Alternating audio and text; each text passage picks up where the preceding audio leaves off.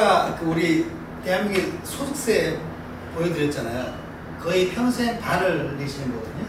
근데 이제 그래서 이제 우리가 반을 내지 않고 한 10% 정도만 부담하거나 뭐 이런 어떤 그런 소득 유형이 있다고 그러면 굉장히 매력적이겠죠. 퇴직금이 그 중에 하나거든요. 10억대를 지급받더라도 10% 초반 정도밖에 부담하지 않는 세금이 바로 임원 퇴직금이다라는 거죠. 그래서 지금 제가 그 엑셀 시뮬레이터 하는 걸 가져왔는데 이 노트북에 엑셀이 안 깔려 있어가지고요. 열리지가 않아요. 그래서 이걸 보여드릴 수가 없는데, 예, 그러니까 이제 10% 중반 정도인데 퇴직금은 건강보험료 안 내거든요. 그 건보료 효과 감안하면 10% 초반, 10억이 넘는 금액인데도 이런 소득이 사실 뭐 일반적인 합법적인 어떤 그런 수단으로 처리할 때는 퇴직금밖에 없습니다. 퇴직금이 제목을 제가 그렇게 붙였죠. 세부담의 절대 강자다, 이번 퇴직금은. 그래서 금액이 상당히 거액이기도 하지만 그 거액임에도 불구하고 세금 부담이 낮다.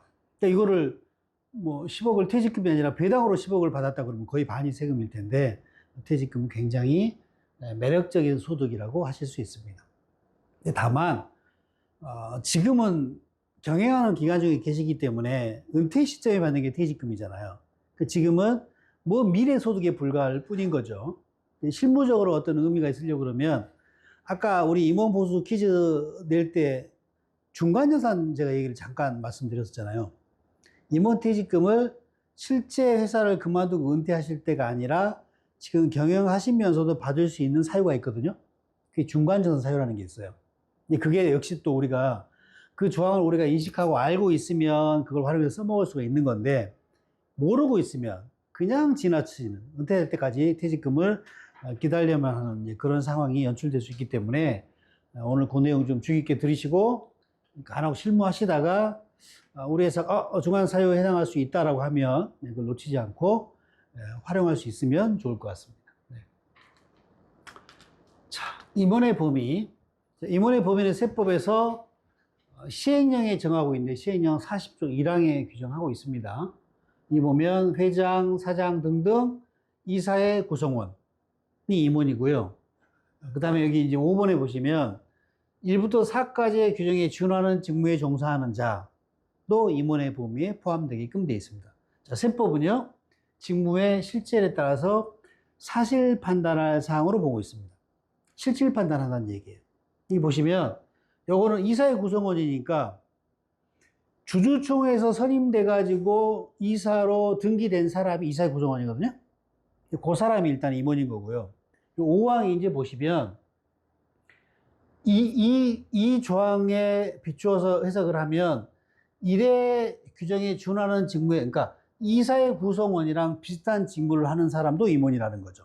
그러니까 등기돼 있지 그러니까 이건 등기 임원 얘기고, 등기돼 있지 않더라도 등기 임원이랑 비슷한 일을 하는 사람은 그 사람도 임원인 거예요. 실질 판단하게 돼 있다라는 거죠. 그래서 이게 이제 임원퇴직금 규정을 저희가 제정을 하게 될 때 예전에는 임원퇴직금을 몇 배로 줄 건지 정하는 게 중요한 의사결정이었는데 지금은 그게 의미가 없어졌죠. 3배, 2배 한도가 이제 생기면서 지금은 다 한도만큼 3배나 2배로 준다라고 규정을 하고 있기 때문에 그 의미가 없어졌고 오히려 임원의 범위와 관련된 이런 것들이 중요한 요소가 되고 관리적인 포인트가 된 상태입니다. 네. 어떤 게 문제가 되냐면 이런 부분이에요. 실제로는 임원이 아닌데 등기를 했다고 하면 그 사람이 여기서 말하는 세법에서 정하는 임원의 범위에 해당이 될까요? 부장이니까. 자, 이거는 이제 뭐냐면 시행령에서 정하고 있는 건데 첫 번째 이사의 구성원. 부장인데 등기를 올렸잖아요. 이사의 구성원이잖아요. 근데 세법은 실질 판단이니까 이 형식이 그러니까 여기서 말하는 이사의 구성원이라는 얘기는 진짜 임원이 주주총회에 선임돼가지고 등기된 사람을 얘기하는 그 의미죠. 근데 지금 부장을 올린 거니까 이거를 등기를 잘못 올린 상태인 거죠, 지금.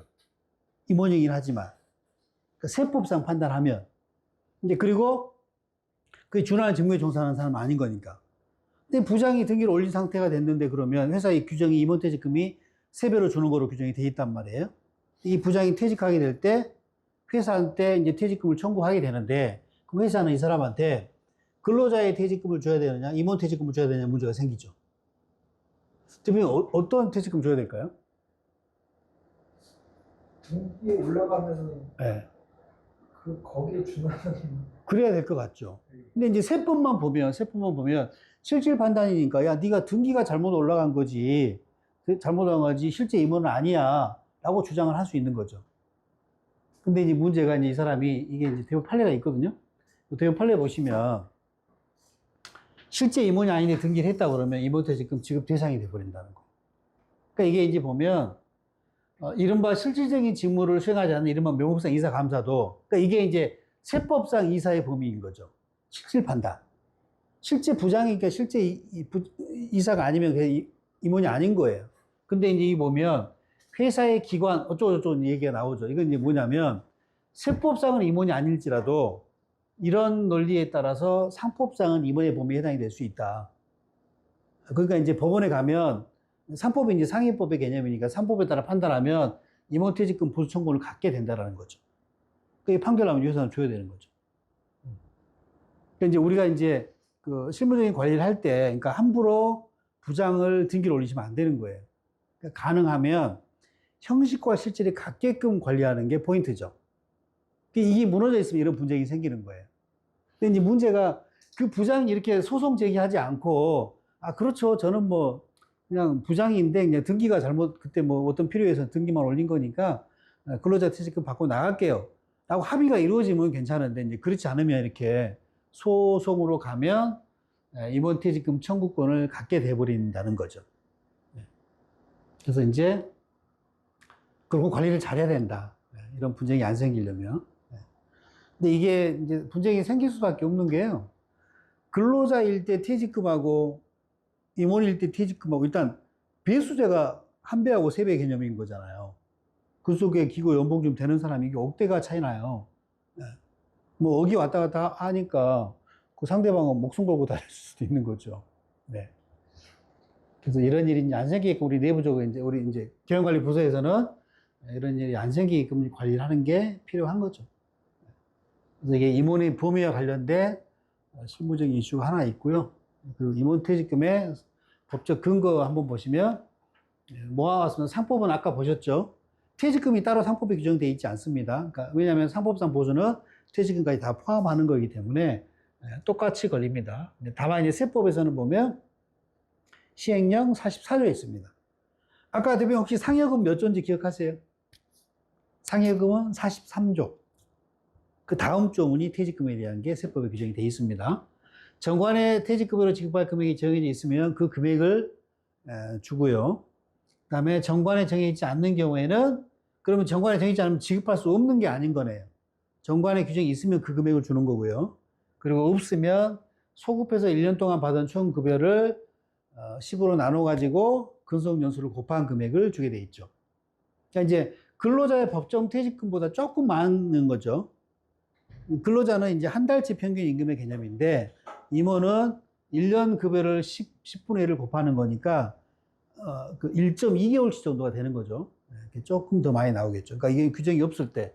근데 이제 이혼은 규정이 없을 때 적용되는 규정이니까 대부분 회사 1번이죠. 그러니까 회사가 어느 정도 되면 임원퇴직금 지급 규정이 다 있거든요. 그래서 이제 그 금액이 송금에 산입되는 금액이라고 보시면 됩니다. 그래서 법적 근거는 시행령 44조가 되고요. 이걸 한번 보시면 되고요. 그리고 임원퇴직금의 송금 요건과 한도를 볼게요. 자, 이게 임원퇴직금의 송금 요건입니다. 비용은 그러니까 우리가 지급을 했을 때 비용으로 인정될 수 있는 요건. 정관 요건, 정관 잘 정해야 되고요. 첫 시간에 공부한 거 떠올리셔야 됩니다. 정관을 잘 정해야 되는데 그 중에 이게 법률적으로 효력이 있으려고 그러면 상법 절차 제대로 해야 된다는 거. 이게 사실은 다른 세무상 어떤 요건도 중요할 수 있어요. 이거 다 뒤집어져, 이게 안 돼 있어요. 그리고 문제는 우리가 이거를 인식하고 있지 못하다는 거죠. 그래서 그거 단돌이 잘 하셔야 되고, 그 다음에 현실적으로 퇴직 사유, 이게 이제 법에 정해져 있습니다. 이럴 때 퇴직금 송금 인정이라고. 그 사유일 때 줘야 되고요. 그 다음에 지급 요건인데요. 임원 퇴직금은 실제로 일시금으로 지급해야 되는 요건이 있습니다. 그러니까 이거는 뭐냐면 우리가 지금 정관병행 해가지고 임원퇴직금 지급에 대한 규정을 만들어 놨는데 이 규정에 따라서 대표님 은퇴할 때 30억을 지급해야 되면 지급해야 되는 상황이라고 그러면 실제 은퇴할 때 회사 돈 30억을 일시금으로 지급해야 됩니다. 분할 지급 이런 거 안 됩니다. 그래서 임원퇴직금은 재원 마련이 필요하다. 그런 거고요. 이게 엔드 요건입니다. 엔드 요건. 그래서 이게 이제 나중에 은퇴할 때 회사가 어려워지거나 그러면 이게 지키지 못하는 그런 상황이 될 수도 있죠. 그럴 때 현명한 의사결정을 하셔야 돼요. 그럴 때. 그러니까 예전에 이제 아무 생각 없이 임원퇴직금을 5배로 해놔가지고 막 그게 회사가 커져가지고 뭐 그게 막 몇십억이 뭐 되고 이런 경우가 있을 수 있죠. 그럴 때 회사가 어려워서 그거를 다 지급을 못할 수도 있고 굳이 그 정도 금액이 필요 없어서 또 못할 수도 있고 다양한 회사마다의 상황에 따라 다양한 상황이 연출이 될 겁니다. 그때 조세 문제를 제대로 진단해가지고 의사결정을 하셔야 돼요. 네. 이게 마이크 입구가 차이가 많이 나네요. 지금 벌써 지금 발음이 꼬이기 시작하고 있어요. 딱 한 2.5배 정도 더 힘이 드는 것 같습니다. 마이크가 없으니까. 네. 자, 이게 현실적인 퇴직사유입니다. 요거 별표 5개 쳐놓으십시오. 그러니까 이제 안타까운 게 퇴직금은 정말 매력적인 소득이거든요. 10억을 가져와도 10%대밖에 세부담을 안 해요. 이걸 배당료로 연보로 받으면 반을 세금 부담하고 가지고 가야 되는데 퇴직금 그리고 건보료도 안 내요. 그래서 이게 정말 이제 우리가 이제 설계할 때는 정말 은퇴하고 회사를 그만둘 때 지급받은 소득으로 이해를 하고 있는데 이 중간에 이런 사유가 있으면 이게 현실적인 퇴직 사유에 해당이 된다라는 거예요. 그래서 여기 보시면 1년 이상 무주택자인 임원이 주택을 구입하실 때 퇴직금 가져갈 수 있어요. 네. 그리고 3개월 이상의 질병 치료 요양을 필요로 할 때 퇴직금 받을 수 있어요. 자, 근데 이 질병 치료 보시면 앞에 대상자가 누구냐? 본인이 아프셔도 되고요. 배우자가 아파도 되고요. 기본종제 대상자인 부양가족도 돼요. 그러니까 뭐 예를 들면 뭐 자제분 중에 뭐 이렇게 3개월 이상의 치료를 진단서를 끊을 수 있는 어떤 뭐 그런 병이 걸렸거나 또 어머님이 뭐 그랬거나 그러면 대표님의 퇴직금을 중과할 수 있다라는 거예요.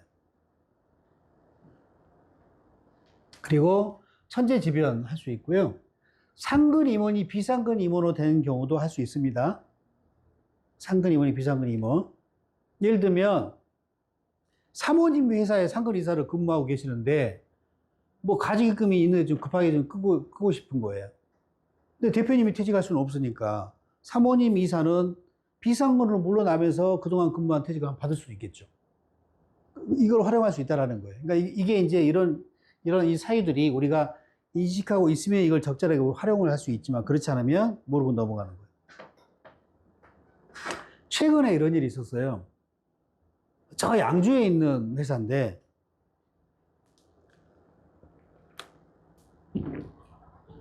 업무적인 얘기를 이제 사무실에서 하다가 그분은 아직도 연초를 피우는 대표님이거든요. 이제 둘이 이제 베란다에 가가지고 사옥을 지어가지고 돈 벌어가지고 사옥 지어가지고 멋지게 지어놨어요. 베란다를 딱 자기 담배 피려고 설계를 해놓은 거예요. 그래서 사무실에서 얘기를 하고 베란다 가서 이제 담배를 피우면서 이제 얘기하는데 이제 그때 사담 이런 얘기도 하고 이제 이러잖아요. 그래서 대표가 지난주에 와이프가 막 응급실 가고 막 난리가 났다는 거예요. 아유, 왜 그러셨냐고 했더니 갑자기 피부 발진, 온몸에 피부 발진이 왔대요. 그래서 응급실에 가가지고 가고 난리가 났다라는 거예요. 저는 안 놓쳤겠죠. 이거 떠올렸잖아요. 사모님이랑 같이 근무하고 있는 진단서 당장 뛰라고. 온몸 발진 이게 3개월 진단 나올 거야 안 나올 거야? 1년 이상 치료해야 된다. 1년 이상. 진단 1년 이상의 치료를 요하는 질병 코드 나와 진단서를 끄는 거예요. 그러면 대표 퇴직금 중과할 수 있어요. 12억 중과한 사람은 12억. 퇴직금 12억. 그래서 우리가 이제 이걸 인식하고 있으면 이렇게 활용할 수 있는데 이제 우리가 모르고 있으면 그냥 지나치는 거예요. 그러니까 대상 요거 보세요. 본인이랑 배우자 기본공제 대상자 다 됩니다. 네. 시골에 계신 부모님이 뭐 안 좋은 사례를 자꾸 들 수밖에 없는데, 시골에 계신 부모님 뭐 예를 들면 뭐 암을 진단 받으셨다. 근데 대표님께서 그 기본공제를 연말정 할 때 받고 계신다. 그러면 대표님 퇴직금 중환할 수 있어요. 할 수 있습니다. 네. 그리고 중간에 이걸 한번 뭐 10몇 억 이렇게 퇴직금을 한번 처리할 수 있다는 건 굉장히 매력적인 겁니다. 세무 리스크도 이건 없는 거고. 이제 이럴 때 이제 아까 이제 보셨던 그런 규정이라든가 상법 절차 제대로 되는지 이런 거 한번 점검하셔야 되겠죠. 네. 왜냐면 이제 뭐 그에게 뭐 퇴직금이 지급이 되면 이제 소명할 때 이제 이것저것 요청할 테니까. 네. 그러니까 이것 때문에 뭐 조사 나오진 않을 거고요. 소명 요청이 있을 수 있죠.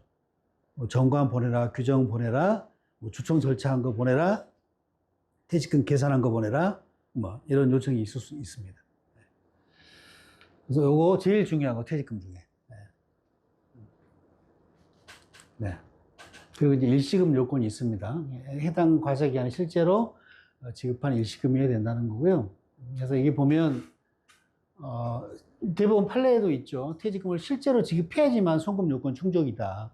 실제로 안 주면 안 된다라는 거고요. 근데 이제 문제가 우리가 급여랑 배당은 매년 지급받는 소득이지만 보상이지만 퇴직금은 먼 미래의 소득인 거잖아요. 지금은 설계 단계죠. 대표님이 은퇴할 때 얼마를 줄 거야 라는 거를 만드는 상태인데 집행은 수십 년 뒤에 일어난단 말이에요. 이제 이럴 때 그 수십 년 뒤에 회사가 퇴직금 지급할 돈도 충분히 있고 뭐 계속 잘 나가고 있으면 문제가 없는데 회사가 어려워질 수도 있고 이러잖아요. 근데 이제 재무적인 상황이 어려워질 때 항상 문제가 생기죠. 정관상 지급할 퇴직금 받더니 막 30억인데 회사에 있는 돈 다 털어봐도 10억밖에 없고 막 이런 상황이 생길 거 아니에요. 이럴 때 이제 뭐 퇴직금을 포기하는 문제, 분할 지급하는 문제, 뭐 가지입금이랑 상계하는 문제, 뭐 부동산으로 뭐 지급하는 문제 등등등 여러 가지 문제가 생겨요. 이때 정말 현명한 의사결정을 하셔야 돼요. 네. 그때 역시 이제 텍스 조세 효과를 고려한 의사결정을 하셔야 되죠.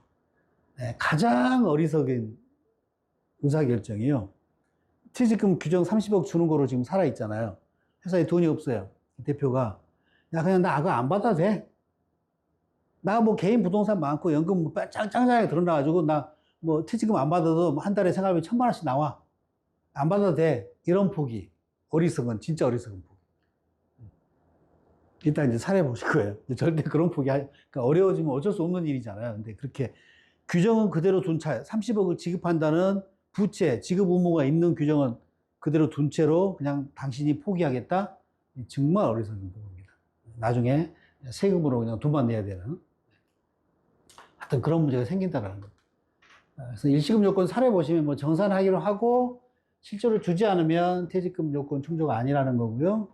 근데 돈이 없으면 이제 분할 지급하는 이제 이런 의사결정도 할 수 있겠죠. 예, 있는 돈 먼저 주고 나머지 뭐 2년 동안 나눠준다라든가 그거 안 되고요. 보험계약으로 주는 거 인정 지금 다 되고 있고요. 그리고 퇴직금 이런 장점이 있는 소득이다. 이거 보면 이것도 큰 매력이죠. 일단 이 계산 방식 때문에 세부 부담이 굉장히 일단 낮고요. 낮고 4대 보험료도 안 내고 종합소득을 합산도 하지 않죠. 합산도 하지 않습니다. 이런 장점이 많은 소득이다. 그래서 중간에, 그러니까 이거를 이제 은퇴할 때 한번 쓰시는 것보다 이제 중간에 아까 중간 사유 잘 기억하셨다가 이제 실제 회사에 그런 일이 생기면 그걸 활용할 수 있으면 좋을 것 같아요.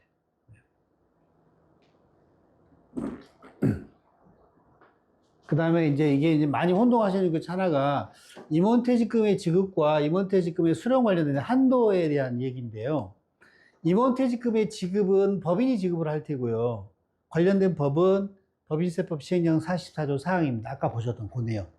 정관에 정한 금액이 있으면 그 금액을 주고, 뭐, 그렇지 않으면 2호에 있는 그 내용 있잖아요. 그런 거고. 근데 이제 우리가 많이 들으셨죠? 임원퇴직금은 뭐 3배까지만 인정되고, 뭐 20년부터는 2배까지만 인정되고, 이런 얘기 들으셨잖아요. 그죠? 그거는 이 법인세법 얘기가 아닙니다. 무슨 법 얘기냐면, 소득세법 22조 조항입니다. 소득세법.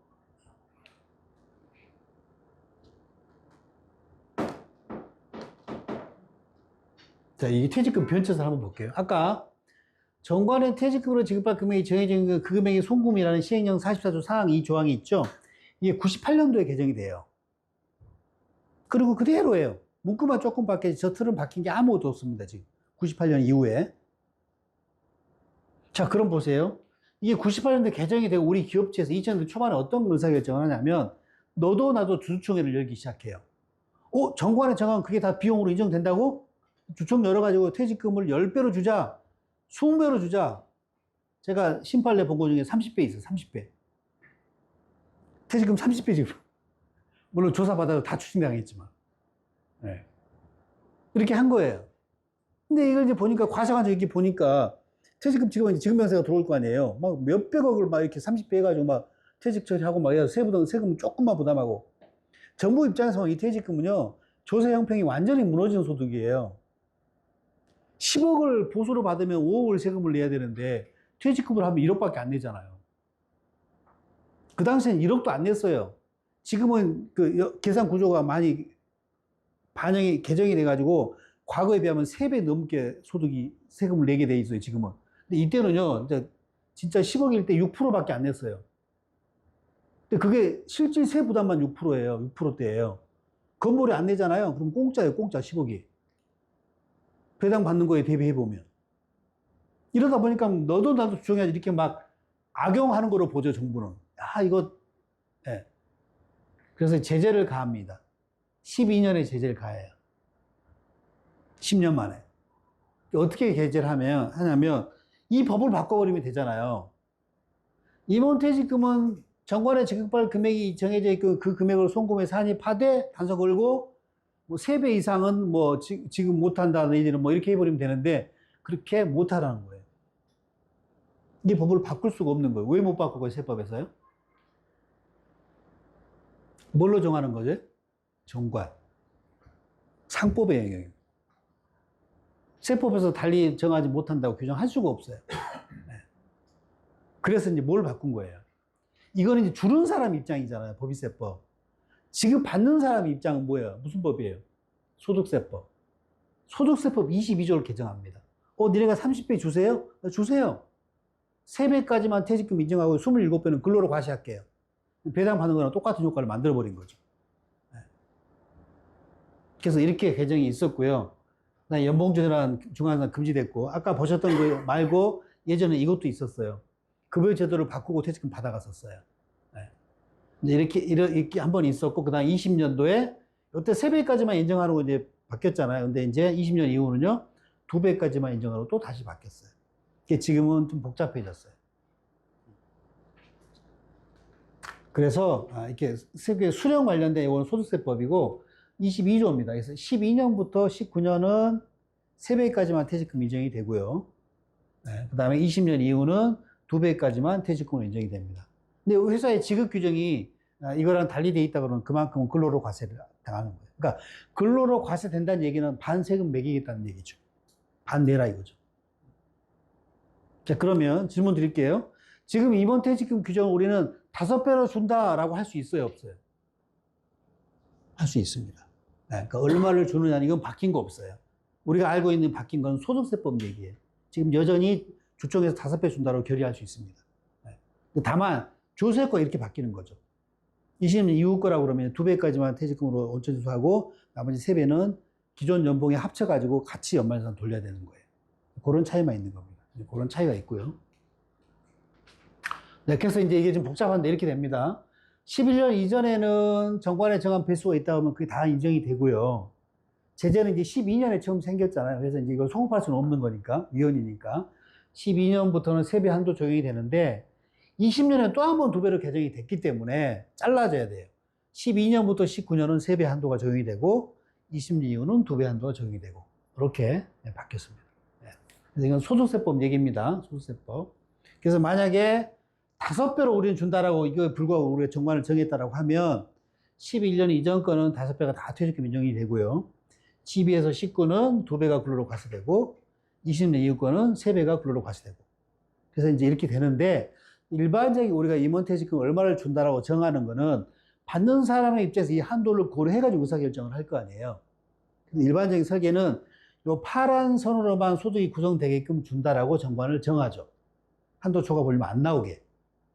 이렇게 합니다. 그러다 보니까 얼마를 준다라는 규정도 소득세법 22조 한도 그 조항이 있죠. 그거랑 똑같이 준다라고 저 부분 정하게 됩니다. 규정 정비할 때. 이거 의사결정 할 게 없어요. 그냥 공식 같은 공식이에요. 공식 아닌 공식. 거의 그렇게 정하게 됩니다. 이렇게. 그래서 종목별로 보시면, 적용 범위 이게 이제 오히려 중요하다라는 거예요. 아까 이제 주는 걸 먼저 보고 돌아올까요? 얼마를 줄지? 이렇게 돼 있죠. 11년 이전 구분하시고요. 12년 이전 구분하셔가지고 12년 이후 거 보세요. 이게 이제 소득세법의 제한을 건 근무 기간에 대한 기간이거든요. 그래서 이 보면 12년부터 19년은 3배 주고 20년 이후는 2배 준다. 이게 소득세법 한도 조항이에요. 그거랑 똑같이 준다라고 해야 한도 조각 안 생길 거 아니에요. 그죠? 이게 이제 달라지면 한도 조각 나올 수도 있는 거죠. 11년 이전에 이제 뭐 만약에 11년 전에 회사가 5배 규정이 있었다. 그거를 그대로 끌고 가겠다라면 이게 뭐로 바뀌어야 되는 거죠. 그래서 이거는 특별히 의사결정할 게 없어요. 거의 이대로 정하시면 되는 거고, 다시 돌아와서 보시면 중요한 거. 첫 번째, 이게 적용 범위. 이게 이제 처음에 말씀드렸던 임원의 범위와 관련된 실무적인 상황에 영향을 미칠 수 있는 조항입니다. 사례 1과 2로 제가 구분을 해놨는데, 자, 1항이 이제 보면, 자, 주주총회에서 선임된 상근 임원에 대해 적용한다라고 돼 있죠. 그러니까, 함부로 아무나 등기 올리면 안 되는 겁니다.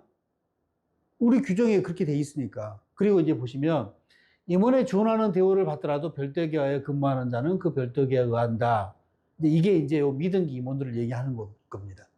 자, 그런데 이렇게 보세요. 별도계약에 의해서 의한 경우에는 그 별도계약에 의한다라고 했잖아요. 그러면 등기로 올린 임원은 이제 피가 섞인 특수관계인이겠죠.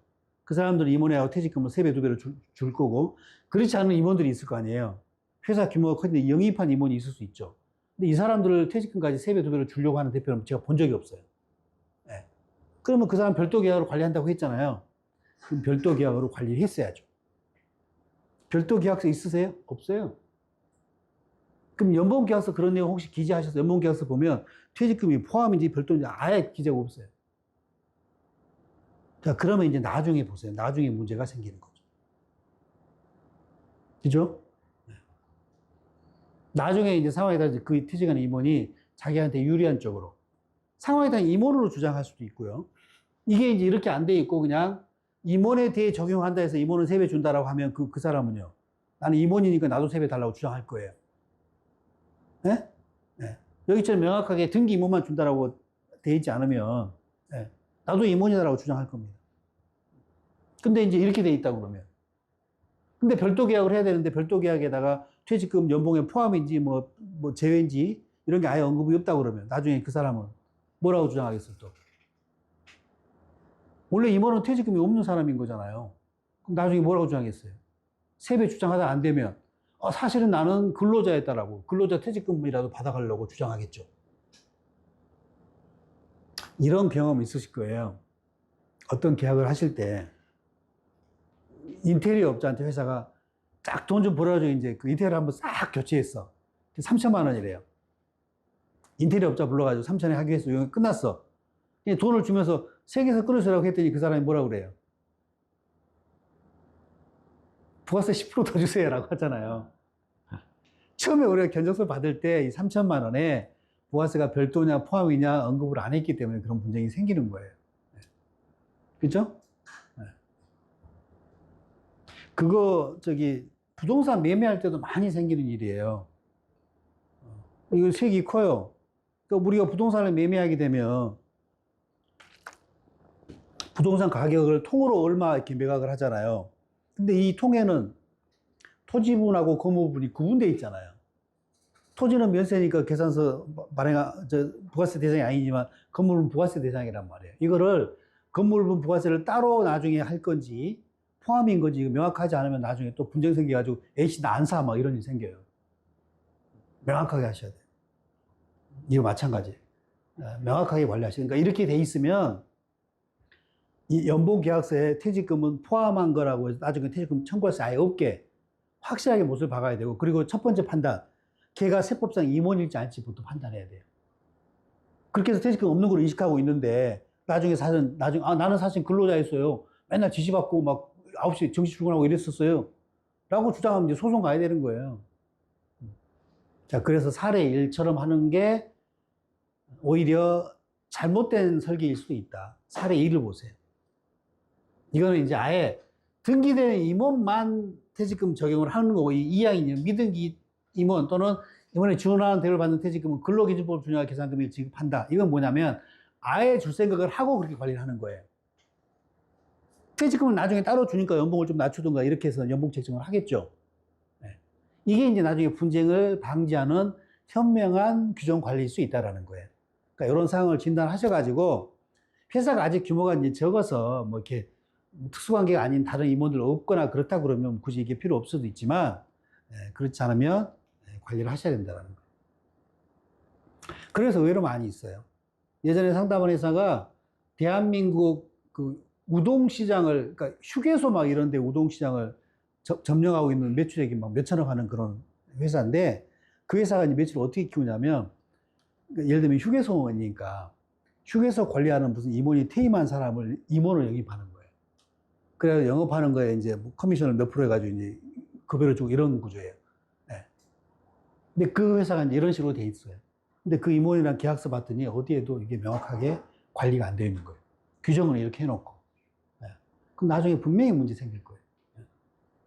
그래서 그런 부분들이 오히려 이런 부분들이 더 중요하다. 거기 이제 어디 밑에 보면 그렇게 써놨을 거예요. 그래서 이렇게 별도로 그 여부를 명확하게 해야 된다. 네. 그래서 분쟁을 생기지 않게끔 미리 관리하는 게 필요하다. 그래서 이게 오히려 더 중요하다. 그 나머지 것들은 뭐 지급 방법, 뭐 임원퇴직금 몇 조 되지도 않아요, 역시. 그리고 이제 현금 외의 자산으로 지급할 수 있다라고 이제 해 놓으시는 게 좋죠. 나중에 이제 뭐 진짜 회사가 어려워지면 부동산으로 지급하고 뭐 이런 일도 생기거든요. 네. 그래서 보험 상품으로 지급할 수도 있고 다양한 지급 형태가 있기 때문에 이거 꼭 넣어놓으셔야 되고, 얼마를 주느냐 이거는 뭐 큰 의미 없습니다. 그래서 요대로 정하시면 될 거고, 그리고 이제 중요한 거, 임원퇴직금 워낙 거액이기 때문에 이게 법률적으로 유효한 그런 상태를 관리하시는 게 매우 중요합니다. 상법 절차 제대로 하는 거. 상법 절차가 제대로 안 됐으면 다 무효인 상태가 되니까 이렇게 주의하시고, 그리고 이제 공증, 임원퇴직 규정 공증 뭐 필요한지 따져보면 굳이 뭐 공증 필요 없습니다. 그래서 예를 들면 이제 이게 임원퇴직금 일반적인 경우에 이제 은퇴한 시점에 지급하는 소득에 대한 자치법규잖아요. 아직 집행이 안 됐잖아요. 우리 조세 문제는 언제 생겨요? 집행할 때 생기니까. 근데 과거에 이제 그 우리가 가지고 있는 임원퇴직금 규정이 주총도 제대로 안 하고 의사록만 가짜로 만들어가지고 이렇게 회사가 관리를 하고 있는 상태예요. 그러면 지금 제대로 주정해가지고 제대로 쫙 정비하잖아요.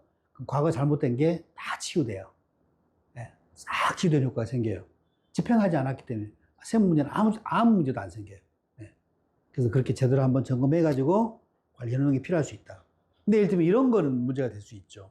아까 상여금 같은 경우에 과거에 임원한테 우리가 상여금 몇 억을 지불했는데 그 지금 당시에 임원 상여금이 없는 상태였어요. 이건 어떻게 지금 상여금 규정 만들어 놓으면 소급되는 효과가 없잖아요. 이미 집행이 이루어진 거니까 타임머신 타지 않으면 불가능한 얘기죠. 이럴 땐 실무적으로 이제 어떻게 해야 돼요?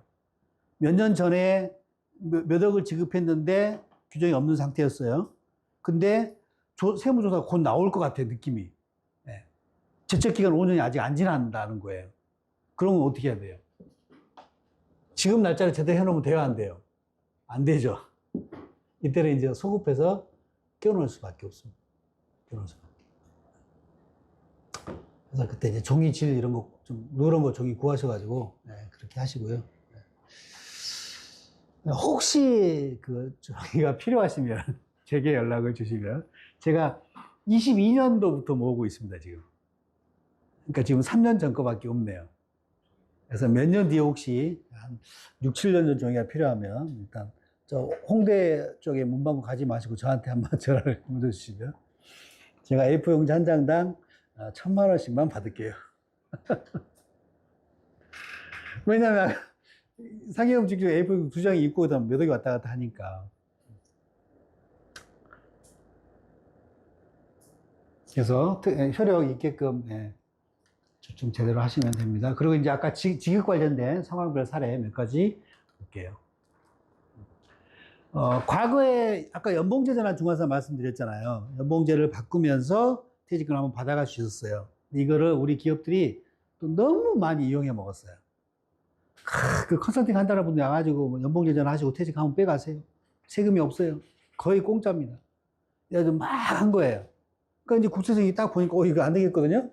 그래서 16년부터 이거를 이제 금지시킵니다. 그래서 옛날에 이제 그러니까 16년부터 금지했으니까 15년까지 이제 이루어졌겠죠. 그 임원퇴직금을 급여제도를 변경하면서 중간에서 많이 해갔을 거 아니에요. 그렇게 이미 한 번 회사예요. 그럼 다시 지금 퇴직금 부활할 수 있을까요? 있다라는 거 있다. 그래서 혹시 연봉제나 중간한 회사는 지금 다시 주주총회 하셔가지고 다시 예전 급여제로 부활하면서 퇴직금을 지급할 수 있는 임원퇴직 규정 정비라고 하실 수 있다. 다만 지금 결의했으면 지금부터 줄 수 있는 거예요.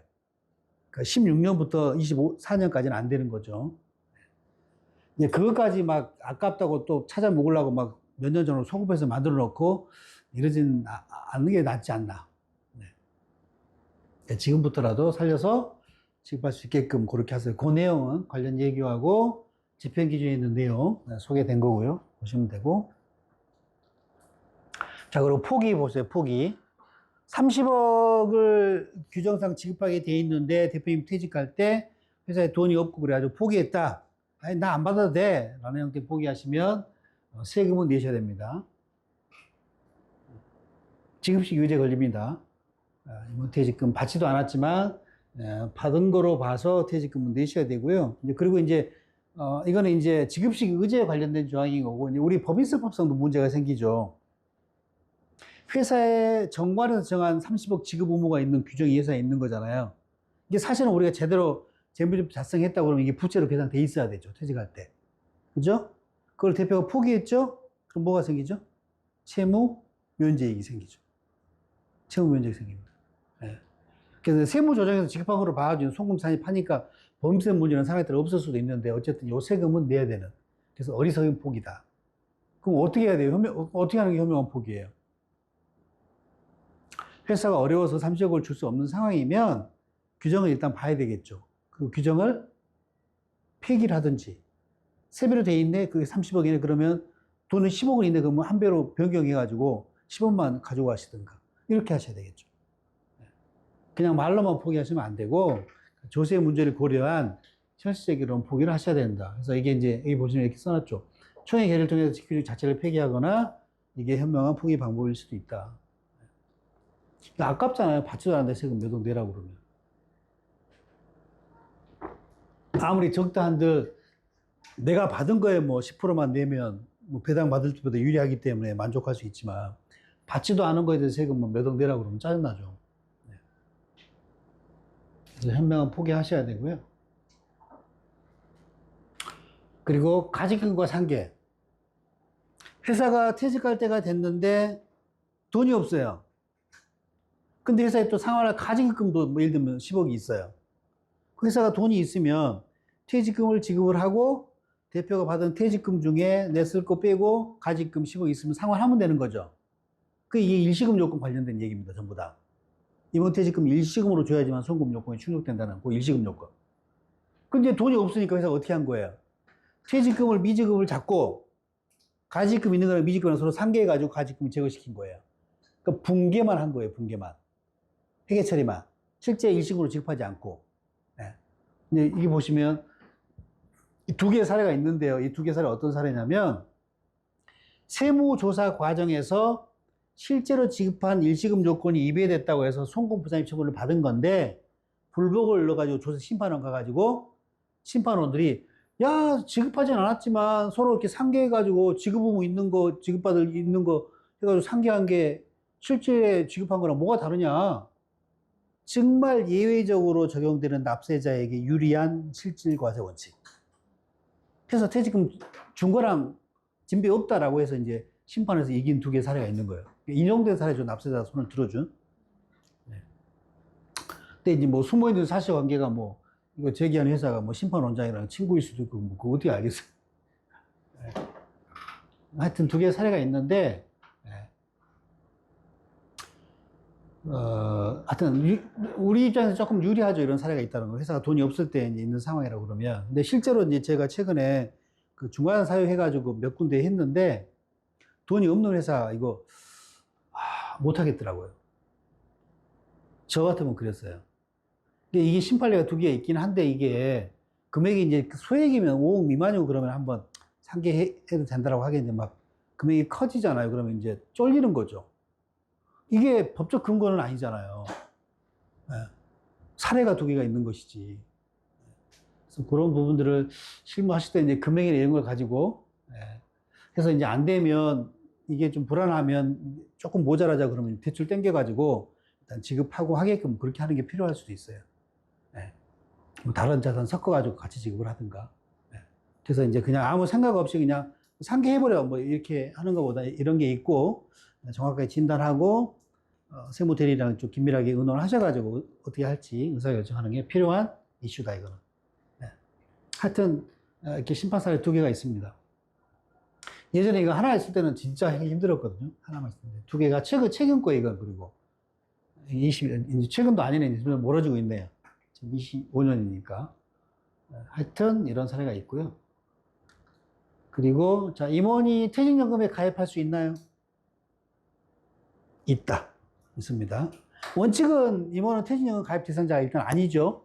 알고는 계셔야 되죠. 왜냐하면 퇴직연금은 이제 근로자 퇴직금의 보장법에 따른 근로자들을 위한 퇴직금 수급금 보장 장치잖아요. 임원은 근로자가 아니기 때문에 원래는 대상이 아니에요. 근데 우리가 이제 연금개혁 신고할 때 임원도 우린 적용하겠다라고 하면 받아주는 거예요. 네. 그래서 고민해 보시고 이 여부를 결정하셔야 되고 이제 문제가 임원이 퇴직연금에 가입하는 순간 우리가 이제 아까 중간상 사유 같은 것도 보면 아까 법인세법이 정하고 있는 3개월 이상의 질병치료 이거 뭐 중간 사유잖아요. 근데 퇴직연금에 들어가는 순간 근태법 지키셔야 됩니다. 근태법 지켜야 된다라는 거. 예를 들면 이런 거죠. 이게 이제 근태법의 중간상 사유예요. 임원은 아까 우리 법인세법에서는 3개월 질병치료였잖아요. 근태법은 6개월이에요. 6개월. 그리고 뭐가 또 요건이 하나 추가해 있죠. 뭐가 있어요? 의료비 지출 요건이 있습니다. 자기 연봉의 12.5% 의료비 지출해야 돼요. 이거 안 되면 중간에 못 하는 거예요. 그러니까 이제 개인적으로는, 그러니까 우리 현실을 보면, 은행에서 이제 꺾기 아닌 꺾기로 막 이렇게 임원도 같이 넣어버리는 경우가 많잖아요. 우리가 원래는 대상이 아닌데 뭐 필요하니까 들어가야지라고 선택해서 들어간 게 아닌 경우가 더 많아요. 네. 그래서 이제 은행에서 그렇게 넣어버리면 뭐 빼지도 못하고 막 그런 지경이 있는데 사실은 이런 취지나 법의 어떤 내용을 보면 임원은 근로자 적용 대상인 퇴직연금에 들어가는 게 전 개인적으로는 바람직하지 않다고 봐요. 연금에 들어가는 순간 묶이는 돈이 되고 우리가 어떻게 할 수도 없어요. 근데 어쨌든 이제 뭐 미래 일시금 요건 충족 그것만 보면 그냥 같이 들어가는 게 유리할 수도 있겠죠. 어쨌든 매년 같이 이렇게 적립이 되는 거니까. 그러니까 나중에 돈이 없어서 지급하지 못하는 부분이 없을 수 있죠. 하여튼 이렇게 이제 차이가 달라진다는 겁니다. 그거 유념하셔야 되고. 그다음에 이제 마지막 자 임원퇴직금과 상속세. 아까 우리 보수할 때요. 상속세를 결부시켜서 어떤 의사결정하게 되면 이 답을 180도 바꾼다고 그랬잖아요. 자, 퇴직금 아까 제가 보여드렸죠. 정말 매력적인 소득이죠. 이거는 무조건 정관 변경해가지고 설계해야 되는 소득이 유형입니다. 네. 10억일 때도 10%밖에 부담을 안 하는 소득이니까. 이런 소득이 대한민국에 어디 있습니까? 그죠? 근데 이제 상속이 결부가 되면 그 답이 바뀔 수도 있다. 일반적인 이걸 염두에 두고 우리가 규정정비 작업을 하죠. 대표님이 은퇴할 때 시점을 정해가지고 노후 자금의 개념으로 퇴직금을 받고 세금도 조금만 내는 거죠. 네. 이게 이제 이상적인 케이스예요. 이걸 염두에 두고 우리가 임원퇴직금 설계를 해요. 근데 이제 이런 상황이 올 수도 있죠. 사고라는 게 있잖아요, 사고. 갑자기 대표님이 사고로 돌아가실 수도 있잖아요. 자, 그러면 일단은 내가 선택한 퇴직이 아니에요. 사고로 돌아가신 거니까. 그죠? 그리고 내 은퇴 자금이 되는 게 아니고 누구의 재산이 되는 거예요? 상속인들의 상속 재산이 돼요. 세금 계산도 뭘로 해요? 상속세로 계산해야 돼요. 30억 초과하는 분일 때 이게 어떻게 돼요? 무조건 50%를 두드려 맞겠죠. 물론 회사가 지급할 그 퇴직 소득세는 부채로 공제가 되겠죠. 어쨌든 피상속인의 간주 상속 재산이 돼서 바로 50%를 내는 채권 형태로 바뀌는 문제가 생겨요. 규정이 있으면. 그러니까 이제 실제 상속조사 하다 보면 정관에 임원퇴직금 규정은 뭐 별도로 정한 임원퇴직금 지급규정에 의한다라고 돼 있는 거하고 규정도 있으면서 아, 우리는 따로 조정 처리한 적 없어요라고 막 거짓말 치고 이런 일이 생기는 거예요. 네. 자, 이 상황 무조건 해야 되는 거고 필요한 상황인 거죠. 자, 이 상황은요, 누구한테 물어봐야 돼요? 상속인한테 물어봐야 되는 거예요. 야, 니네 아빠 돌아가시게 되면 네가 퇴직금 50억을 네가 상속자산으로 과세를 하게 되는데 그때는 20억을 세금을 내야 돼. 너 이게 있는 게 좋겠어? 없는 게 좋겠어? 그러면 상속인도 뭐라고 그러겠어요? 바보 아니시면 없는 게 좋죠. 그냥 그 돈이 회사에 있는 게, 아빠 회사에 있는 게 더 좋죠. 주식가치 평가에 녹아 있을 거 아니에요, 그 돈이. 네, 바로 50%를 내야 되는 채권이 아니라. 그런 불리한 효과가 생겨요. 그러니까 살아계실 때는 정말 유용한 소득 유형이고 반드시 설계해야 되고 이게 실현될 수 있도록 관리하는 게 필요한 소득이지만 상속이라는 게 결부가 되면 오히려 상속 입장에서 바람직하지 않은 그런 규정일 수도 있다는 거예요. 근데 이거 뭐 어떻게 할 수가 없잖아요. 대표가 사고 나기 전에 분신사바 해가지고 퇴직금 규정 폐기하는 조정하고 돌아가 죽을 수 없는 거잖아요. 그죠? 네. 그럼 어떻게 해야 돼요?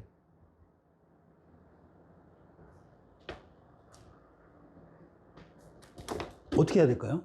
이런 상황이 올 수도 있는데, 만약 재수없어가지고 진짜 이런 상황이 왔다고. 근데 규정에 봤더니 퇴직금 30억 지급하게 돼 있어요. 어떻게 하실래요?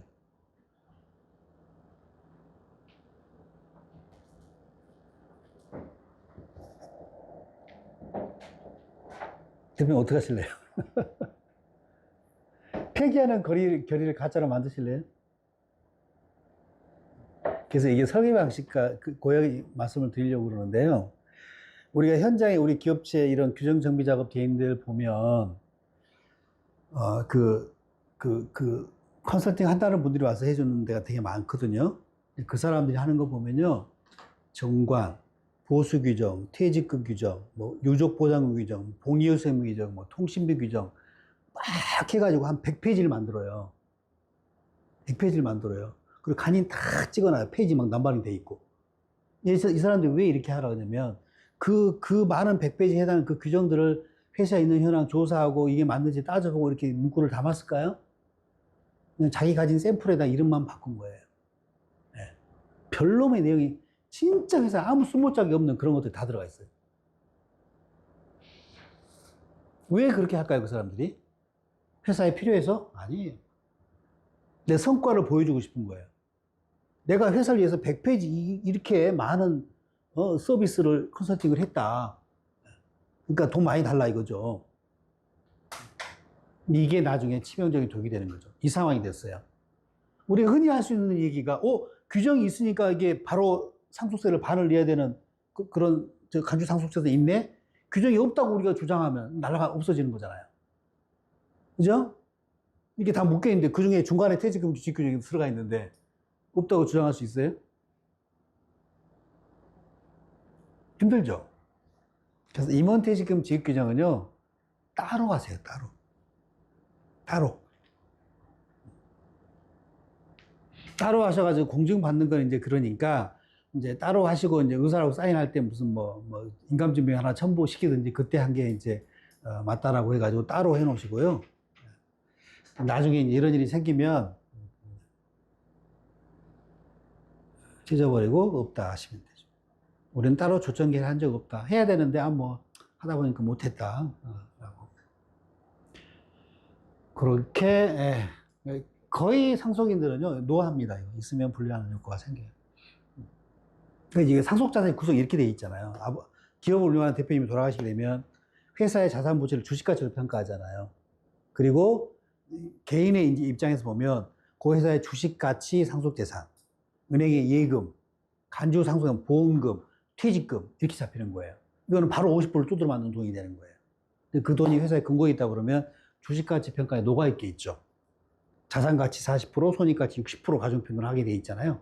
그만큼 똑같은 50억이라도 퇴직금으로 잡히면 25억을 내야 되는 거고 근거안에 50억으로 있으면 그 5, 4, 20억 부분만큼 평가에 이제 반영이 되는 거 이런 효과가 있는 거죠.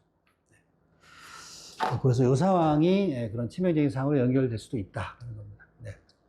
그래서 하고 10분 쉬었다 할게요.